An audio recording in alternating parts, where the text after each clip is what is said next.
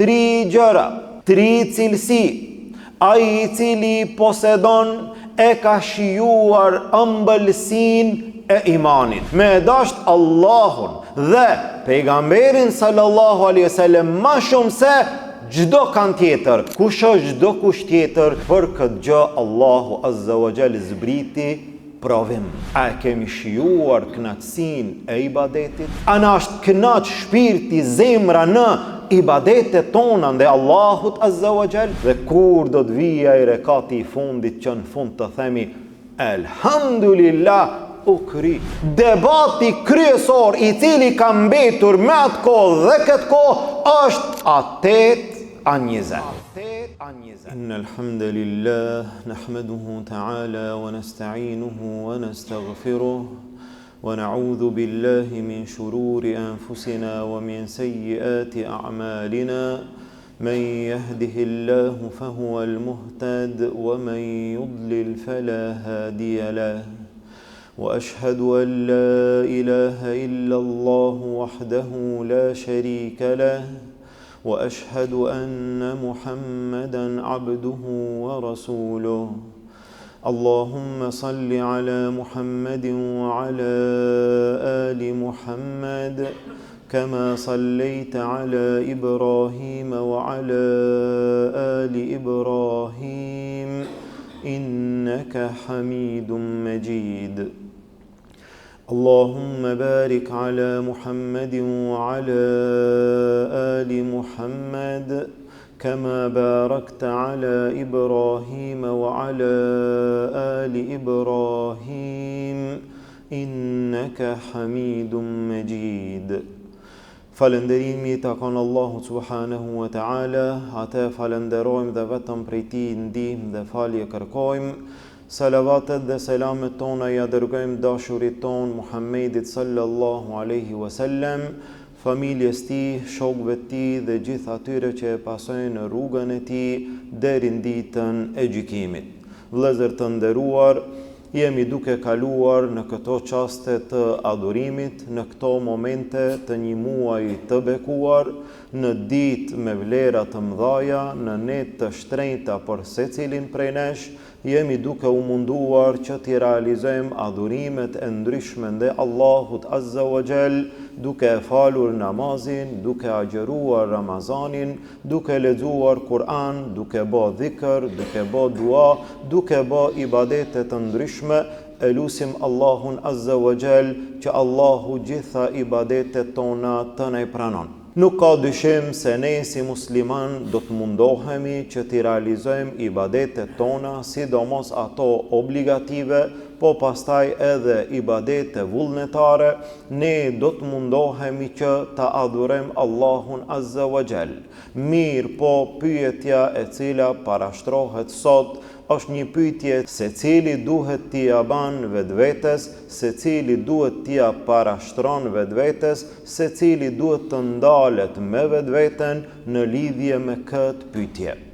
A jemi duke e shijuar kënaqësinë, a jemi duke e shijuar ëmbëlsinë e këtij dini, e kësaj feje, e këtyre ibadeteve ndaj Allahut azza wa jall. Nga se të gjithë jemi musliman, çdo musliman është I pajisur me imanin e tij, çdo musliman ka iman, mirë po imani I të gjithëve nuk është I njëjtë, imani I të gjithëve nuk është I barabartë, disa e kanë shijuar ëmbëlsinë e imanit, e disa kanë iman, janë musliman, mirë po ende nuk e kanë shijuar ëmbëlsinë e imanit. Por çfarë arsye, pejgamberi sallallahu alaihi wasallam në një hadith të njohur, të cilin e nxjerr Imam Buhariu dhe Muslimi, na tregon për ata të cilët e kanë shijuar ëmbëlsinë e imanit. Që ne të shohim,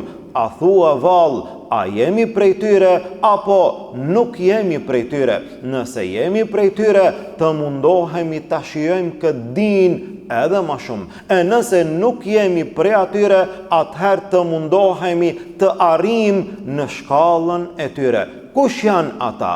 Pejgamberi sallallahu alaihi wasallam tha: "Thalathun men kunne fihi wajada bihinna halawatal iman. 3 gjëra, 3 cilësi. Ai i cili posedon e ka shijuar ëmbëlsinë e imanit. Pra së pari e kuptojmë që imani ka shije. Imani ka shije. Mirë, po atë shije nuk e shijon, atë shije nuk e ndjen, por vetë se ai i cili i posedon 3 cilësi. Imani ka shije. Cila shije e imanit? Është imani i kripur, është i ëmbël, është i hidhur, a ka ndonjë shije tjetër? Pejgamberi sallallahu alaihi wasallam na tregon për halawatul iman, ëmbëlsia e imanit. Imani është i ëmbël. Kush e shijon atë? Ai i cili i posedon 3 cilësi. Cilësia e parë, e shikojmë vetveten, unë edhe ti, a i kemi këto cilësi në jetën tonë të përditshme, në rrugën tonë, në fenë Allahut Azza wa Jall. Tha pejgamberi sallallahu alaihi wasallam, an yakun Allahu wa rasuluhu ahabba ilayhi mimma siwahuma, të jetë Allahu dhe pejgamberi i tij më i dashur tek ai se çdo gjë tjetër. Kjo është cilësia e parë. Me e dasht Allahun dhe pejgamberin sallallahu alaihi wasallam më shumë se çdo kan tjetër. Kush është çdo kush tjetër? Çdo kush tjetër është edhe baba, edhe nana, edhe bashortja, edhe vladi, edhe puna, edhe tregtia, edhe biznesi, edhe nevojat, edhe qefet, edhe dëshirat, edhe planet, edhe çdo gjë që ekziston në dunja. Me dasht Allahun, ta duash Allahun dhe pejgamberin e tij sallallahu alaihi wasallam më shumë se çdo kan tjetër. Megjithse kjo mund të duket e lehtë. Bani pyetje secilit prej nesh. Bani një pyetje edhe fëmijëve që i kemi në xhami, elhamdulillah, Allahu i ruajt të gjithë fëmijët tanë dhe i boft të hajrit në rrugën e drejtë, në rrugën e mbar. Bani një pyetje edhe fëmijëve. Edhe fëmijët që i kemi në shtëpi kur të kthehemi, nëse ju bën pyetje, kanë don mas shumë ti Allahun. Pastaj pejgamberin sallallahu alaihi wasallam. Elhamdulillah. Mirë, po, a është kjo gjë kaq e thjeshtë? A është kjo gjë kaq e lehtë? A është kjo gjë vetëm me thonë kanë do mas shumë ti Allahun u kry? Për këtë gjë Allahu Azza wa Jall zbriti provim. Dhe një ajet në Kur'an u quajt ajetul imtihan, ajeti i provimit. Është shumë lehtë me thonë, mirë, po është e vështirë atë që e themi ta realizojmë. Është shumë e lehtë me thonë, Allahu Azza wa Jall zbriti ajet në Kur'an dhe tha: "Kul in kuntum tuhibbuna Allaha fattabi'uni yuhibbukumullah." Thuaj atyre, nëse ju e doni Allahun, a thoni që e doni Allahun? Po, nëse ju thoni që e doni Allahun, provimi është pasimi i pejgamberit sallallahu alaihi wasallam. A e don Allahun? Po, ta shohim, nxjerrë në praktik. Ajde vjen provimi, Allahu të thëret për në namaz, puna të thëret për në punë, shefi të thëret për në ndrim të orarit, rogat të kërkon ti, familja pret prej teje, evladi janë duke kërkuar, të gjitha kërkojnë prej teje dhe Allahu të thëret: "Hayya 'ala s-salah, hayya 'ala l-falah." Dhe tash ti dëshmoje. Urdhëro dhe dëshmoje. Kanë dhe donë mas shumë ti. Ala me ndonë që mundesh me thane dua Allahun dhe nuk vlen, nuk qëndron. Dëshmia është në vepër. Kanë dhe donë mas shumë ti Allahun. Në rregull, nëse thot Allahu dhe pastaj vinë gjëra tjera, ato gjëra tjera nuk vlen, nuk hinë në listë fare, nuk llogaritën. Pse? Se ka thonë Allahu, a bëhet fjalë? A bëhet fjalë për muslimanin që një gjë kur të thot Allahu dhe pastaj ende me e kthy kokën nga ana tjetër dhe me pa kush po thot diçka tjetër? Dëshmia është në vepër. Kanë dhe dojmë mas shumëti, insha Allah, të jemi prej atyre që e dojmë mas shumëti, me fjalë, me zemër dhe me vepër, ta dëshmojmë që ne mas së shumëti e duam Allahun. Pastaj pejgamberin e tij sallallahu alaihi wasallam. Pejgamberi sallallahu alaihi wasallam tha: "Nuk ka besuar dikush prej jush derisa ta don." Pejgamberin sallallahu alaihi wasallam, derisa të jem unë ahabba ilayhi min waladihi wa walidihi wa nasi ajma'in. Nuk ka besuar dikush prej jush derisa unë të jem ma i dashur, pejgamberi sallallahu alaihi wasallam, ma shumë se kush, min waladih, ma shumë se fëmijët e tij. Ai don e vladin, djalin, çikën, atë dhimben, atë lëviz zemra, atë tronditet zemra kur ata kanë ndonjë gjë, po ai don shumë, pejgamberin sallallahu alaihi wasallam ma shumë se fëmijët. Wa walidi, po edhe ma shumë se prind, ma shumë se babën edhe nanën. Wa nasi ajma'in, ma shumë se krejt njerëzimi. Omeri radiallahu anhu i numëroj këto trija.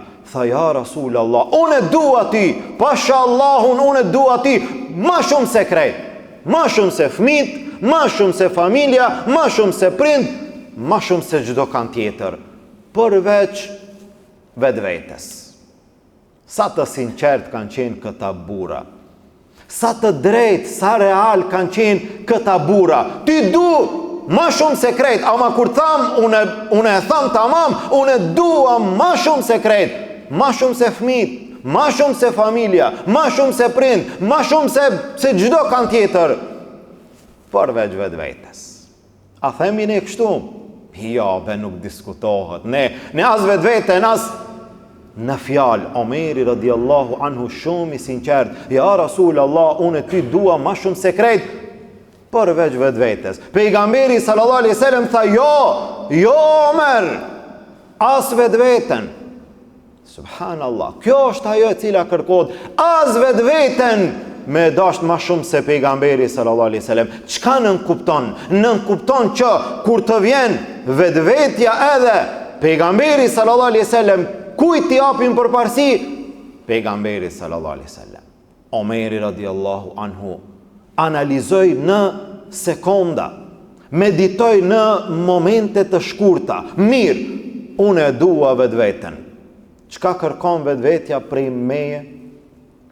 Çka më ka sjell vetvetja mua në dunja? Ndoshta jam angazhuar, kam punuar, kam luftuar, kam sakrifikuar, kam mri atë që kam mri. Mirë, çfarë dobije unë në dunja kam prej vetvetes? Që këto dobi? Çfarë dobije kam prej pejgamberit sallallahu alaihi wasallam? Po ai më ka udhëzuar, më ka drejtuar në rrugën e Allahut, nëpërmjet atij ai ka qenë shkaku që unë kam shpëtuar në dunja, unë shpëtoj në ahiret. A nuk e meriton pejgamberi sallallahu alaihi wasallam me dasht ma shumë se vetveten? Po vallahi. Kjo është dashuria, ta duash Allahun dhe pejgamberin sallallahu alaihi wasallam ma shumë se çdo kan tjetër. Mirë, po kjo pastaj përcillet në praktik. A jemi musliman? Jemi musliman. Elhamdulillah. Që sa vite prej kur kemi lindur, 20 vite të rrit janë musliman, 30 vite musliman, më të vjetrit 70 vite musliman, 80 vite musliman. Në rregull. A kemi shijuar kënaqësinë e ibadetit? A jemi kënaq? A na është kënaq shpirti, zemra në ibadetet tona ndaj Allahut azza wa jall? A falesh ti, falesh? A je kënaq ndonjëherë në namazin tënd? A gjëron, po, a je i kënaqur me këtë ibadet? A lexon Kur'an, a të duket që mas 20 faqeve ke lexuar pak dhe don hala? A ban dhikr, ke ba dhikr 100 herë, subhanallah, 100 herë, subhanallah u bihamdi, 100 herë, e kështu me radhë dhe nuk je ngi hala, don edhe ma shumë. A kënaqemi në ibadetet tona? Apo në sa raste ibadetet janë për ta lajt borxhin, për ta kry obligimin dhe në fund nuk themi me fjalë, ama ndoshta sikur themi me mendje, elhamdulillah u kry. Shqyr u kry. Vjen namazi, sidomos tash në Ramazan, vjen namazi i teravis, 20 rekate. Dhe kur do të vija i rekati i fundit që në fund të themi, elhamdulillah u kry. Ndërsa kënaqësia i ibadetit është ndryshe. Kënaqësia i ibadetit të thot në mendje, inshallah nuk kryhet edhe pak. Inshallah nuk kryhet edhe pak. Pse? Don me shiju edhe ma shumë. Nga cila anë jemi? Me gjithë se fatkeqësisht në sa raste nëse bëhet krahasimi i ibadetit të pejgamberit sallallahu alaihi wasallam dhe të sahabeve, atëherë e shohim dallimin ton të këtij ibadeti dhe të atij ibadeti dhe ndoshta nuk e shijojmë ibadetin. E keni pa njeriu në disa raste të jetës së tij nuk e shijon ushqimin. Për çfarë arsye nuk e shijon ushqimin? Ushqimi nuk e shijon për 2 arsye. Ose ushqimi nuk është i mirë, hangre, ama s'tu boj i mirë hiç. A di pse? Po si ishte i mirë? Nuk ishte i mirë. Ose ushqimi nuk është i mirë, kjo është e para. Ose ushqimi është i mirë, ama ti si e mirë. E ke pa kur je i smur, ushqimi është i mirë, ndoshta ushqimi është më i miri, ama ti i smur, ti nuk ki shije, ti e han ama nuk e ndjen, nuk të kënaqej ushqim, pse? Nga smundja që e ki nuk e shijon ushqimin. Këtu tash ne në ibadetet tona, ose ushqimi nuk është i mirë, ose ne nuk jemi mirë. Në disa raste, ose ibadeti nuk bëhet mirë, ose ibadeti bëhet mirë, ama neve nuk na lën gjunahet tona që ta shijojmë kënaqësinë e ibadetit. Në disa raste, ibadeti nuk bëhet mirë. Po si nuk bëhet ibadeti mirë? Nuk bëhet në atë mënyrë që na thot Allahu. Nuk bëhet në atë mënyrë që na thot Muhammedi sallallahu alaihi wasallam. Krahasoje në kohën e pejgamberit sallallahu alaihi wasallam, pejgamberi sallallahu alaihi wasallam ka fal namaz natë. Deri në çfarë shkalle? Deri sa janë ajt kanë të ti. Në hadithin e Hudhaifës, i cili u lidh në namaz pas pejgamberit sallallahu alaihi wasallam, pejgamberi sallallahu alaihi wasallam e lexoi surën Baqara, surën Nisa, surën Ali Imran, mbi 100 faqe, mbi 5 gjuza. Pastaj në Ramazan, pejgamberi sallallahu alaihi wasallam doli në natën e parë. Doli në xhami, filloi të falet namaz natë, teravi, pa organizim. E pan disa sahabe ju bashkangjiten. Mirë po, pak xhamat, nga se nuk e kishin ditë që do të del pejgamberi sallallahu alaihi wasallam. Në ditën e dytë, e kuptuan sahabet, e kuptuan xhamati, filloi të mbushet xhamia. Në ditën e tretë apo në natën e tretë të teravis, xhamia vetë se ishte plot. Sahabet kanë dalë që të falen me pejgamberin sallallahu alaihi wasallam. Tha Aisha radhiyallahu anha, i ka fal pejgamberi sallallahu alaihi wasallam 4 rekat. Mos pyet për bukurinë e atyre rekatve dhe për gjatësinë e atyre rekatve. Ka pushuar pak. Pastaj ka fal 4 rekat. Mos pyet, mos bën pyetje si kanë qenë ato 4 rekat, sa të bukura dhe sa të gjata. Është fal gjatë pejgamberi sallallahu alaihi wasallam 8 rekat, pastaj edhe namazin e vitrit. Mirë, po natën e 4 pejgamberi sallallahu alaihi wasallam e pa që xhamia është stërmbushur, pejgamberi sallallahu alaihi wasallam nuk doli në namazin e teravis. Sahabet e presin. E pritën sahabet deri afër sabahut, pejgamberi sallallahu alaihi wasallam nuk doli. Kur doli për namazin e sabahut, tha unë e kam ditë që ju keni qenë duke prit, mirë po nuk kam dalur nga friga se mos ndoshta Allahu namazin e teravis po u ban fars. nga dhimbja për ne, pejgamberi sallallahu alaihi wasallam nuk doli. Allahu nuk e bani farz, mbeti sunet. Erdh koha e Abu Bekrit, e cila ishte kohë shkurt e khilafetit, erdh koha e Omerit radhiyallahu anhu. Njerëzit dilnin në xhami, në Ramazan, në Teravi, falnin secili në vete. E një natë doli Omeri radhiyallahu anhu dhe i pa sahabët. Disa falen atje një 2 vet, disa këtu një 3 vet, disa këtu me një imam, disa atje me një imam. Omeri radhiyallahu anhu tha, si kur t'i bajmë krejt bashk në një xhamat, në një imam. Omeri radhiyallahu anhu i nxiti dhe i bashkoi, e caktoi imam Ubej ibn Ka'bin radhiyallahu anhu dhe pastaj Temim ad-Darin radhiyallahu anhu që t'u fal teravin, ta falin gjithë së bashku dhe filluan që ta falin namazin e teravis me imam, pasi që ma frika për të bë farz kishte përfunduar. Ma nuk bëhet farz namazi i teravis. Atëherë filluan të falen me imam.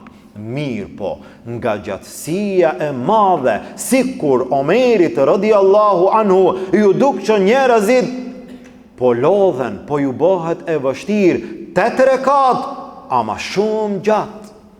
Atëherë Omeri radhiyallahu anhu e bani një ndryshim. Ajo kohë, ai namaz, ai leximi i Kur'anit, mirë po nga 8 rekat që xhamati të ketë mundësi të lëviz pak, ta ndryshon, mos të lodhet aq shumë, tu a bën pak më të lehtë, nga 8 rekat në 20 rekat. Mirë po koha e gjatë. Pastaj Imam Maliku në Medinë e dha mendimin që të falet teravia 36 rekat. E kështu me radhë, derisa prej asaj kohe, gradualisht, kohë pas kohe, shekulli pas shekulli, erdhi deri në këtë kohë që edhe ne e falim, elhamdulillah. Mirë po, debati kryesor i cili ka mbetur me atë kohë dhe këtë kohë është a 8 a 20. Debati më i madh bëhet sa dhe nuk bëhet debati si. Ndërsa rëndësia më e madhe është si dhe jo sa. Si janë falë sahabet në namazin e teravis. Si janë falë të parët në namazin e teravis. Si janë falë muslimanët e hershëm në namazin e teravis. Qoftë 8 apo 20, mirë po sa faqe Kur'an. Para mendojni që në vendet tona në përgjithësi, në namazin e teravis 20 rekat, afërsisht falen me 2 faqe Kur'an. E ndonjëherë me 3 faqe Kur'an, 20 rekat, 2 faqe. Dhe pejgamberi sallallahu alaihi wasallam 8 rekat me 100 faqe. Dhe ti pastaj thua, a 8 a 20, me sa? Me sa faqe Kur'an, me sa lexim, me sa kohë, me sa orë. Dhe me ato 2 faqe sikur po lodhemi, kështu që duhet surën Fatiha ta shpejtojmë dhe ajetet ti shpejtojmë, rukun dhe sejdën ta ngutim pak që ta përfundojmë namazin. Dhe bane krahasimin me gjërat e dunjas dhe pastaj me gjërat e fesë. Kur ulemi me ngran iftar, do të ulemi kadal, do të hajmë mirë, do të hajmë rahat. Mos më ngut, unë gjithë ditën kam agjëru, unë e taj do të ulem me ngran, por qefi. Pastaj do të apim nga një kafe, ama por qefi. S'mujune me pi kafen, tu ngajt me pi një kafe edhe me vrap. Jo, po ulem, ta pi një kafe, mande e vazhde. Kur të ulem, ta bëjmë një muhabet, do të ulemi ngadal. A keni qenë në iftar misafir? Do të shkojmë edhe do të vinë misafir. Cili prej neve ka qenë misafir? Ka shku dikund, ka hi 5 minuta në tavolin, ka ngron iftar, izën. E kemi dikant? Jo. Ama në ibadet, si të him në ibadet, fillojnë gjitha gjërat prej anash duke naftuar. E ke pa pak në njerë kur vonohemi në teravi. Pak më ngadal, pak më let. Ka fundi, ka rekatet e fundit, fillojnë telefonatat. Dëgjohen edhe në xhami, fillojnë telefonatat. Pse? Krejt ty po të thirin. Ti je vonuar ku? Në xhami, në ibadet. Krejt krejt jashtë ty po të thirin. E kush po të thirë, ngutemi ma shpejt, kur të dalim pastaj, ndoshta edhe ka një kafe, pas teravije, muhabet i lirë, biseda, hajgare, krejt në regull, mirë po. E keni pa sa kushton edhe një frimarje në namaz. Surën Fatiha, a me një frim, a me dy frim. Subhanallah. Me bo me 3, me 4, gjemati fillon pak ndoshta dikush me reagu se e zgjati pak, pse? Po merë frim pak si shumë. Valla pak si shumë është duke marë frim, me një frim. Nëse analizon me marë frim një herë pak ma shumë, 20 rekat, 20 sekonda. Edhe një herë, 20 rekat, 40 sekonda. 40 sekonda në ibadet duken shumë. Pastaj 40 minuta s'ka asnjë problem. E tash ti bane krahasimin e ëmbëlsisë së imanit. Kur e ki një gjatë të dunjas, vendoja pak menden, kushtoj kujdes dhe shihe minutin edhe orarin sa kohë të merr një gjatë dhe pastaj shikoj nga ana e fesë. Nëse kënaqesh, rehatohesh, duke shikuar një lojë të futbollit 90 minuta edhe nuk mërzitesh, e pastaj hyn në namaz 30 minuta edhe mërzitesh, dije se këtu ka humb shija e ibadetit. Nëse kënaqesh duke shikuar një film, një serial, një humor 50 minuta dhe pastaj duke lexuar Kur'an 10 minuta, 20, u lodh dhe u mërzite, dije se këtu mungon shija i ibadetit. Ta duash Allahun dhe pejgamberin sallallahu alaihi wasallam ma shumë se çdo kan tjetër. E pastaj cilësia e dytë, tha pejgamberi sallallahu alaihi wasallam, wa an yuhibba al-mar'a la yuhibbuhu illa lillah. Cilësia e dytë, e para, ta duash Allahun dhe pejgamberin sallallahu alaihi wasallam ma shumë se çdo kan tjetër. Cilësia e dytë, ta duash dikant prej njerëzve, kush do qoftë ai. Mirë, po mos ta duash për vetë se për Allah. Dhe edhe kjo gjithashtu duket shumë e lehtë. A është e lehtë? A kemi ne njerëz në jetën tonë që i duam për Allah, vetëm për Allah? A ki ndonjë interes? A ki ndonjë dobi? A të lidh puna? A të lidh biznesi? A të lidh gjaku? A të lidh fqinësia? A të lidh familja? A ndonjë interes të dunjas? Apo vetëm për Allah? E nëse e don dikant vetëm për Allah, kjo është një cilësi e madhe e shijimit, ëmbëlsisë, kënaqësisë së imanit. Mirë po, edhe kjo nuk është e lehtë. Edhe kjo kërkon dëshmi, mos mendo që vjen ndonjë gjë në fenë e Allahut që ka shpërblim të madh dhe në fund është e thjeshtë. Nuk është e thjeshtë. Në një prej rasteve, pejgamberi sallallahu alaihi wasallam na tregoi për një njeri i cili ishte nisur prej një vendi për një vend tjetër. Duke shkuar në rrugë, Allahu e dërgoi një melek në formë të njeriut. I bani pyetje: "O ti filan, për ku je nis?" Tha: "Jam nis ta vizitoj një shok timin, një vëlla timin në filan vendin." "Për çfarë arsye?" Tha: "Jo për ndonjë arsye, vetëm se e dua për Allah." A nuk shpreson për ti ndonjë të mirë, ndonjë interes, ndonjë dobi dunjaje? Jo, tha, nuk shpresoj asgjë, vetëm për Allah. Tha: "Dije se Allahu don ty si e don ti vëllaun tënd." Kjo është e madhe. Allahu don ti, ama jo për diçka të thjeshtë, jo për një dashuri të gjuhës, për një dashuri të fjalëve, për një dashuri të supozuar. Edhe ajo e ka dëshminë e vet, edhe ajo dëshmohet sa e don ti vëllaun tënd për Allah. Sa je në gjendje me e falate, sa je në gjendje me mirëkuptuate, sa je në gjendje me toleruate, sa je në gjendje me abo halal ati, sa je në gjendje me sakrifiku për te, sa je në gjendje me ndihmuate, në gjitha mënyrat dëshmohet nëse e don dikant për hir të Allahut Azza wa Jall. E në ditën e gjykimit, kur dalin njerëzit para Allahut, kur t'i mbulojnë djersët, kur dielli të qëndron mbi kokat e tyre, Allahu ju thot atyre: Ejnë el mutahabbune bi gjelali, ku janë ata që janë dashur për hir timin? Subhanallah, kjo cilësi është e madhe. Ku janë ata që janë dashur për hir të Allahut Azza wa Jall? Çka do të ndodh me ata? Udhilluhum fi dhilli, që të hynë sot në hije në Allahut, në atë ditë që nuk ka hije tjetër. Këta njerëz do të hynë në hije. Mirë, po ata që sinqerisht, pa interese të dunjas, e duan një vëllat të tyre vetëm për hir të Allahut Azza wa Jall, megjithse një gjë e tillë nuk është e thjeshtë. Dhe cilësia e tretë, pra të duam Allahun dhe pejgamberin sallallahu alaihi wasallam ma shumë se çdo kan tjetër.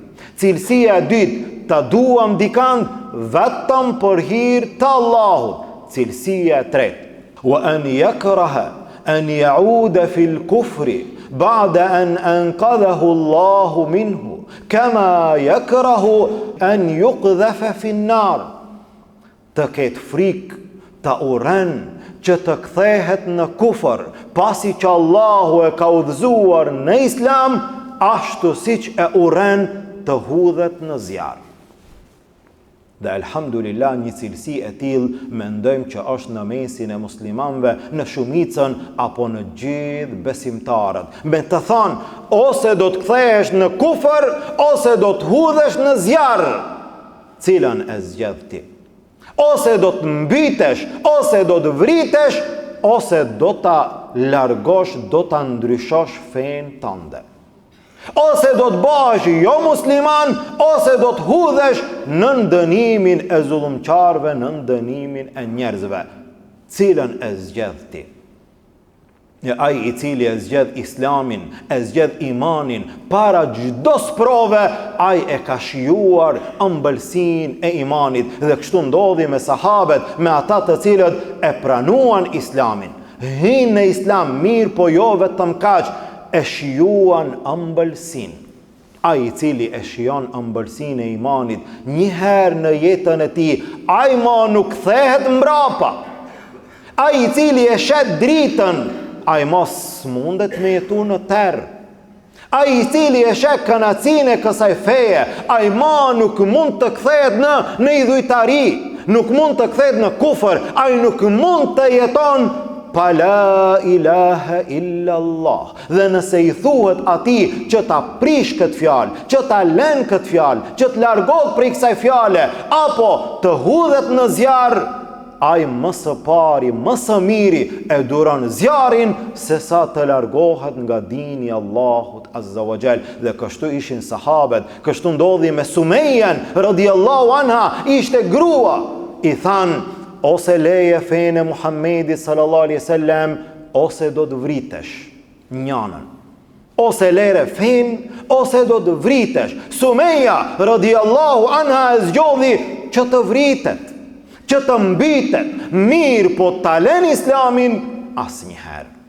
Dhe u mbyt dhe ishte dhe është shahidja e parë në Islam në këtë ummet. Grua, mirë, po ta ndryshon fenë apo të vritet, të vritet. Dhe kështu ishin sahabët. Dhe kështu ndodhi me Bilalin radhiyallahu anhu në rastin e njohur. Ose do ta lën fenë, ose do të qëndron në shkretir, në gur, me gurin e madh mbi gjoksin e tij. A do ta ndryshon fenë apo do të qëndron në sprov?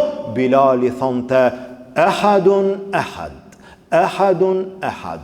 Allahu është një, i vetmi, Allahu është një. Dhe kështu gjatë gjithë historisë muslimanët kanë qëndruan, muslimanët e parë dhe muslimanët e fundit dhe muslimanët e vonshëm dhe muslimanët tonë të këtyre trojeve në kohën e komunizmit, në kohën që është ushtruar dhunë nga palë të ndryshme idhujtare, jo besimtare, sa prej njerëzve të popullit shqiptar kanë vdek për shahadet, kanë vdek për këtë din.